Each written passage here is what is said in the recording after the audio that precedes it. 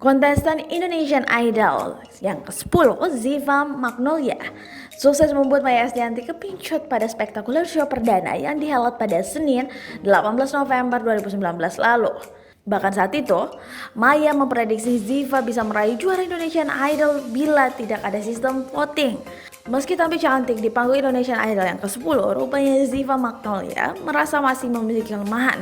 Gadis 18 tahun itu mengaku sering tidak nyaman bila merasa kedinginan. Apalagi backstage dingin banget kan? Kalau udah gitu badan kaki jadi nggak rileks pas nyanyi gitu, kata Ziva Magnolia saat dijumpai di kawasan MNC Kebun Ceruk Jakarta Barat beberapa waktu lalu, dilansir dari kompas.com. Untuk mengatasi hal itu, Ziva punya cara gitu. Dia hanya perlu menari atau bergerak untuk meredamnya. Biar rileks, aku nggak bisa diam, aku gerak-gerak nari-nari bisa juga, ujar Ziva. Diberitakan sebelumnya Ziva Magnolia mendapat sambutan yang baik dari Maya Estianty setelah berhasil membawakan lagu Berharap Tak Berpisah dari Reza Artamevia.